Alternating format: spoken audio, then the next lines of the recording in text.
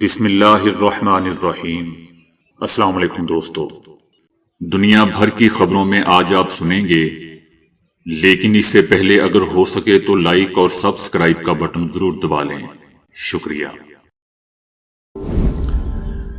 Nitin Yahoo نے غزہ پر اسرائیلی قبضے کے منصوبے پر عالمی تنقید کو دوستو رد کر دیا ہے۔ نیتن یاہو کا کہنا ہے کہ ہم غزہ پر قبضہ نہیں بلکہ غزہ کو حماس سے آزاد کروانے جا رہے ہیں۔ نیتن یاہو کا کہنا تھا کہ غزہ کو غیر مسلح کر کے پرامن شہری انتظامیہ قائم کی جائے گی جس میں فلسطینی اتھارٹی، حماس اور کوئی تخریب کار تنظیم شامل نہیں ہوگی۔ صرف ایک ہی تخریب کار ریاست شامل ہوگی جس کا نام دوستو ہے اسرائیل۔ نیتن یاہو کا کہنا تھا کہ یہ اقدام اسرائیلی قیدیوں کو آزاد کروانے میں مدد کرے گا اور یہ یقین بنائے گا کہ غزہ مستقبل میں اسرائیل کے لیے خطرہ نہ بنے۔ یاد رہے دوستو کہ غزہ پر مکمل قبضے کے اسرائیلی کابینہ کے فیصلے کے بعد جمعے کو بھی دن بھر غزہ میں فلسطینیوں کا قتل عام جاری رہا۔ اسرائیل کی تازہ بمباری سے امداد کے منتظر 11 فلسطینیوں سمیت 36 فلسطینی شہید ہو گئے۔ صدر ٹرمپ نے کہا ہے کہ روسی صدر پیوٹن سے ملاقات 15 اگست کو الاسکا میں ہوگی۔ اس سے پہلے دوستو ٹرمپ نے وائٹ ہاؤس میں کہا تھا کہ وہ جلد روسی صدر پیوٹن سے ملاقات کریں گے۔ صدر پیوٹن نے امریکہ سے کہا ہے کہ مشرقی یوکرین کے بدلے وہ جنگ ختم کریں گے۔ امریکی صدر ٹرمپ کا کہنا ہے کہ ہم کچھ علاقے واپس لینے، کچھ تبدیل کرنے کی راہ دیکھ رہے ہیں۔ صدر ٹرمپ نے ایک اور امن معاہدہ کروا دیا۔ آذربائیجان اور آرمینیا کے درمیان مکمل جنگ بندی معاہدے پر دستخط کروا دیے۔ صدر ٹرمپ نے آذربائیجان اور آرمینیا کے سربراہان کے ساتھ نیوز کانفرنس کرتے ہوئے کہا کہ آذربائیجان اور آرمینیا تجارت اور معیشت کو ترجیح دیں گے۔ توانائی، تجارت اور ٹیکنالوجی میں دونوں ملکوں سے دو طرفہ معاہدہ ہوگا۔ صدر ٹرمپ کا کہنا تھا کہ میں جنگیں نہیں چاہتا، امن اور تجارت چاہتا ہوں۔ ان کا کہنا تھا کہ روس سے ڈیل آخری مرحلے میں ہے۔ صدر پیوٹن اور یوکرینی صدر سے جلد ملاقات ہوگی۔ روس اور یوکرین اب امن چاہتے ہیں۔ آذربائیجان اور آرمینیا نے دوستو صدر ٹرمپ کے لیے نوبیل انعام کا مطالبہ کر دیا۔ صدر ٹرمپ نے ایک بار پھر پاک بھارت جنگ بندی کا تذکرہ کرتے ہوئے کہا کہ دونوں ملک ایک بڑی جنگ کی طرف جا رہے تھے۔ کہا کہ لڑائی نہیں، تجارت کرو۔ پاکستان اور بھارت کے رہنماؤں نے دانشمندی کا مظاہرہ کیا۔ وزیر اعظم نریندر مودی کے امریکی صدر ٹرمپ کے ساتھ مبینہ خصوصی تعلقات کے دعوے پر کانگریس نے ایک بار پھر سوال اٹھا دیا ہے۔ کانگریس نے طنز کرتے ہوئے کہا ہے کہ مودی کا یہ دعویٰ اب پوری طرح بے نقاب ہو چکا ہے۔ دوستو کانگریس کا یہ تبصرہ اس پس منظر میں آیا ہے جب پاکستان کے army chief general Asim Munir کو ایک بار پھر امریکہ نے مدعو کیا ہے۔ کانگریس کا کہنا ہے کہ فیلڈ مارشل عاصم منیر، جن کی بھڑکاؤ اور فرقہ وارانہ تقریروں نے 22 اپریل 2025 کو پہلگام میں ہونے والے بھیانک تخریب کارانہ حملے کی فضا تیار کی تھی، اب امریکہ کے نہایت ہی پسندیدہ افراد میں شامل ہو چکے ہیں۔ کانگریس کا کہنا تھا کہ صدر ٹرمپ نے 18 جون 2025 کو انہیں واشنگٹن میں ایک غیر متوقع عشائیے میں مدعو کیا تھا۔ ایک بار پھر اب وہ امریکہ جا رہے ہیں۔ کانگریس نے مودی حکومت پر کڑی تنقید کرتے ہوئے کہا کہ جنوری 2025 سے اب تک امریکہ نے ہندوستان میں کوئی مستقل سفیر مقرر نہیں کیا، جبکہ چائنا جیسے دیگر اہم ممالک کے لیے یہ عمل مکمل ہو چکا ہے۔ کانگریس کا کہنا ہے کہ یہ اس بات کا ثبوت ہے کہ وزیر اعظم نریندر مودی کا ٹرمپ کے ساتھ خصوصی تعلقات کا بیانیہ محض ایک جھوٹا دعویٰ تھا، جس کی حقیقت اب کھل کر سامنے آ چکی ہے۔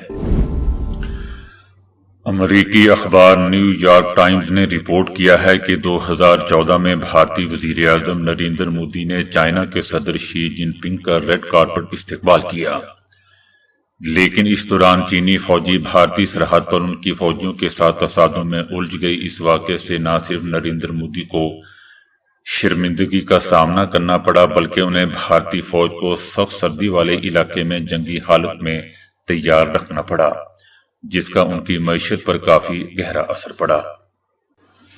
سالوں بعد بھارتی وزیر اعظم نریندر مودی نے امریکہ کے ساتھ تعلقات میں گرم جوشی دکھائی، اپنی سیاسی ساکھ مزید داؤ پر لگا کر اس تعلق کو تیزی سے بدلنے کی کوشش کی۔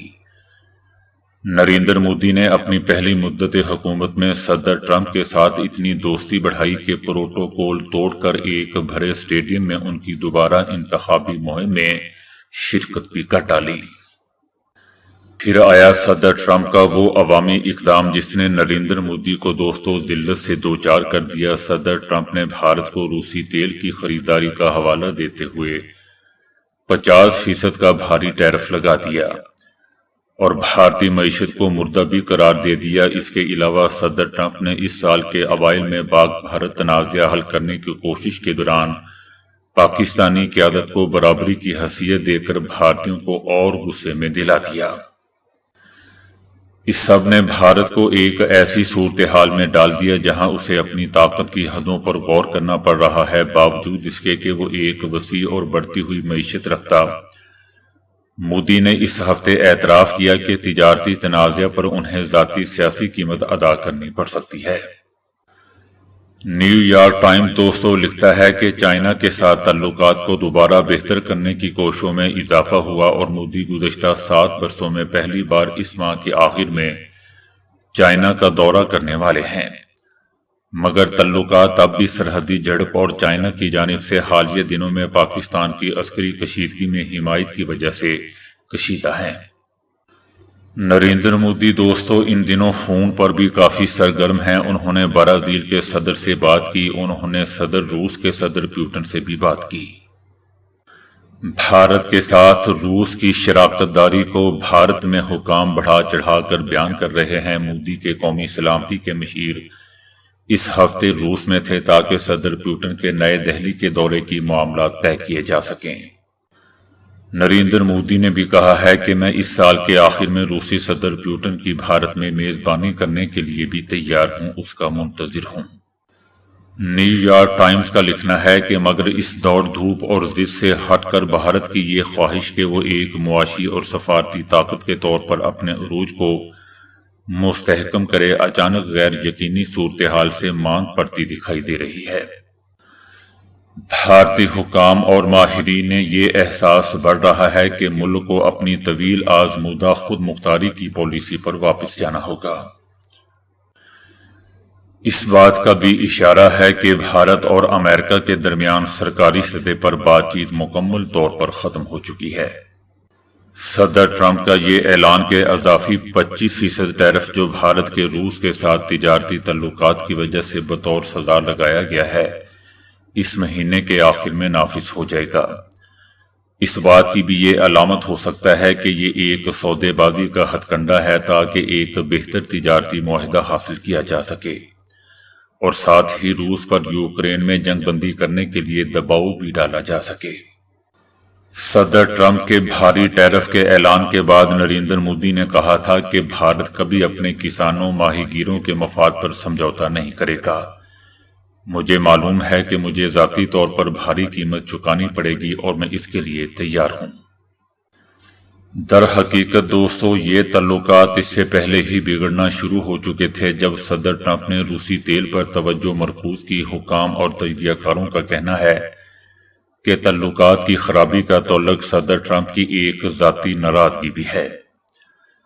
اس برس مئی میں پاک بھارت کشیدگی جب سرحد پر جھڑپوں میں بدلی تو صدر ٹرمپ نے اعلان کیا تھا کہ انہوں نے دونوں فریقوں پر دباؤ ڈال کر جنگ بندی کروائی ہے، جہاں پاکستانی حکومت نے اس کا خیر مقدم کیا تھا اور بعد میں کہا کہ انہوں نے صدر ٹرمپ کا نام نوبیل انعام کے لیے تجویز کیا ہے۔ وہیں بھارتی حکومت نے دوستو امریکی صدر کے دعوے کی تردید کر دی تھی۔ انہوں نے سختی سے صدر ٹرمپ کے موقف کے خلاف موقف اپنایا تھا، جسے وہ درجنوں بار دہرا چکے تھے اور یہ تاثر دینے کی کوشش کی کہ نریندر مودی ایک طاقتور لیڈر ہے جنہوں نے اپنی عسکری طاقت سے پاکستان کو جنگ بندی کی درخواست کرنے پر مجبور کر دیا تھا، حالانکہ بات اس کے بالکل الٹ تھی۔ ایسا دوستو نیو یارک ٹائمز کا کہنا ہے۔ سابق بھارتی وزیر اعظم منموہن سنگھ کے مشیر کا کہنا ہے کہ ہمارے پاس اب ایک ایسا امریکی صدر ہے جو انتہائی انا پرست ہے اور ذاتی انداز قیادت رکھتا ہے، اور ایک بھارتی وزیر اعظم بھی ہے جو اسی طرح انا پرست اور ذاتی انداز قیادت رکھنے والا وزیر اعظم ہے۔ ان کا کہنا تھا کہ جب آپ کے پاس دو ایسے رہنما ہوں جو بنیادی طور پر ملکوں کے درمیان تعلق کو افراد کے درمیان تعلق میں بدل دیں، تو ہمارا خیال ہے کہ یہ وہ قیمت ہے جو ہم شاید ادا کر رہے ہیں اور آگے بھی ادا کریں گے۔ بھارتی فضائیہ کے سربراہ نے جنگ کے 3 مہینوں بعد مضحکہ خیز دعویٰ کر دیا کہ بھارت نے جھڑپوں کے دوران 5 پاکستانی لڑاکا طیارے اور 1 فوجی طیارہ مار گرایا تھا۔ بھارتی فضائیہ کا یہ سربراہ شکل سے ہی بھونڈا لگتا ہے، اس لیے اس کا دعویٰ بھی بھونڈا ہی ہے۔ یہ شکل سے ہی کوئی فوجی نہیں لگتا بلکہ کوئی پکوڑے بیچنے والا لگتا ہے۔ یہ بیان بھارت کی طرف سے ہمسایہ ملک کے ساتھ پاکستان کے ساتھ کئی دہائیوں میں بدترین فوجی تنازع کے بعد کئی دنوں کے بعد ایسا بھونڈا دعویٰ کیا گیا ہے جو کبھی ماضی میں ایسا نہیں ہوا۔ بھارتی فضائیہ کے سربراہ air chief marshal AP Singh نے جنوبی شہر بنگلورو میں ایک تقریب کے دوران کہا کہ زیادہ تر پاکستانی طیارے بھارت کے روسی ساختہ S-400 زمین سے فضا میں مار کرنے والے میزائل نظام سے مار گرائے تھے۔ انہوں نے دعویٰ کیا کہ الیکٹرانک ٹریکنگ ڈیٹا کا حوالہ بھی دیا۔ اس کریک فوجی کا کہنا تھا کہ ہمارے پاس کم از کم 5 لڑاکا طیارے مار گرائے جانے کی تصدیق ہے اور ایک بڑا طیارہ بھی۔ بڑا طیارہ جو کہ ممکنہ طور پر ایک نگرانی کا طیارہ ہو سکتا ہے۔ AP سنگھ نے کہا کہ یہ دراصل تاریخ کا سب سے بڑا ریکارڈ شدہ زمین سے فضا میں مار کرنے والا حملہ ہے، جس پر مجمع نے مجبوراً تالیاں بھی بجائیں۔ شکر ہے کہ انہوں نے اس پر ٹماٹر اور گندے انڈے نہیں برسائے۔ پاکستانی آرمی نے فوری طور پر اس بیان پر تبصرہ نہیں کیا۔ AP سنگھ نے یہ نہیں بتایا کہ کون سا لڑاکا طیارے مار گرائے، لیکن کہا کہ فضائی حملوں نے ایک اور نگرانی کے طیارے اور کچھ F-16 طیاروں کو بھی نشانہ بنایا۔ اف خدایا! آپ خود سوچ لیں کہ جس کا سربراہ ایسا ہے اس ملک کی فوج کیسی ہوگی۔ میں سوچا کرتا تھا کہ اس کی حکومت ہی ایسی ہے کہ اپنے ہر پڑوسی سے انہوں نے پنگا لیا ہوا ہے، لیکن ان کی فوج کا تو اس سے بھی برا حال ہے۔ پاکستان نے کیسے ملک اور کیسی فوج کو اپنا دشمن بنا رکھا ہے۔ ہمیں تو اس پر بھی بے عزتی محسوس ہوتی ہے کہ ہمارا دشمن بھی کوئی ظرف والا ہوتا۔ اس نے اپنی تقریر میں اور بھی بہت کچھ کہا تھا، لیکن میں خبر کو یہی ختم کرتا ہوں۔ میں تو اس خبر کو سنانا ہی پسند نہیں کرتا۔ یہ خبر اس قابل ہی نہیں ہے کہ اس خبر کو سنایا بھی جائے۔ اس پر تبصرہ کرنا تو بہت دور کی بات ہے۔ معروف امریکی میگزین بلومبرگ نے انکشاف کیا ہے کہ بھارتی وزیر اعظم نریندر مودی نے فیلڈ مارشل عاصم منیر سے ممکنہ ملاقات کے خدشے کے پیش نظر امریکی صدر ٹرمپ کی دعوت قبول کرنے سے انکار کر دیا۔ میگزین بلومبرگ کا کہنا ہے کہ 17 جون کو امریکی صدر نے بھارتی وزیر اعظم مودی کو عشائیے پر مدعو کیا تھا، تاہم مودی نے معذرت کر لی۔ مودی کو اندیشہ تھا کہ امریکی صدر ممکنہ طور پر فیلڈ مارشل عاصم منیر سے ان کی ملاقات کروا سکتے ہیں، جس سے وہ گریز کر رہے تھے۔ بلومبرگ کا یہ بھی کہنا ہے کہ اسی روز مودی اور امریکی صدر کے درمیان 45 منٹ طویل ٹیلی فونی گفتگو بھی ہوئی تھی، جس میں دونوں رہنماؤں کے درمیان کشیدگی کا آغاز شروع ہوا اور باقاعدہ آغاز شروع ہوا۔ اسی تناؤ بھرے پس منظر کے بعد بھارت اور امریکہ کے تعلقات میں سرد مہری آنے لگی۔ اس کا اثر اس وقت واضح نظر آیا جب امریکی صدر ٹرمپ نے بھارتی معیشت کو مردہ قرار دے دیا۔ بعد میں اسی گفتگو کے بعد ہی صدر ٹرمپ نے بھارتی مصنوعات پر عائد ٹیرف کو 50% تک بڑھا دیا، جس کا اطلاق 17 اگست کو ہوگا۔ افغان طالبان نے گھروں میں قائم بیوٹی پارلرز کو بند کروانا شروع کر دیا ہے۔ خواتین بیوٹیشنز کا کہنا ہے کہ طالبان نے گھروں میں قائم درجنوں بیوٹی سیلونز کو بند کر دیا ہے۔ خواتین بیوٹیشنز نے بتایا کہ طالبان نے گھروں پر چھاپے مارے ہیں اور سیلون کا سامان ضبط کر لیا ہے، جبکہ طالبان نے خاندان کے افراد سے کام روکنے کے معاہدوں پر دستخط بھی کروائے ہیں اور خواتین کے موبائل فون بھی چیک کیے گئے۔ اس کے علاوہ طالبان نے خواتین بیوٹیشنز کو کام کا دوبارہ شروع کرنے پر گرفتاری اور عدالت لے جانے کی بھی دھمکیاں دیں۔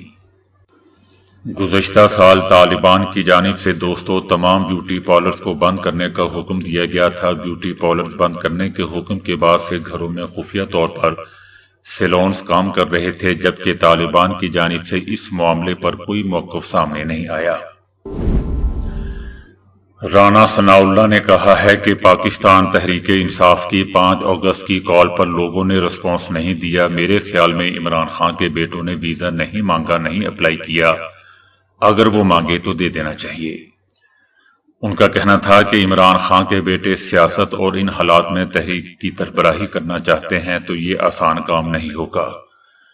رانا ثناء اللہ کا کہنا تھا کہ اتحادی حکومت کی کارکردگی سے مطمئن ہیں، آئندہ 2-3 سال میں ملک کے کئی مسائل حل ہو جائیں گے۔ دوسری طرف تحریک انصاف کے سیکرٹری جنرل سلمان اکرم راجہ نے 2 ٹوک بیان میں شیر افضل مروت کو پارٹی سے الگ قرار دے دیا۔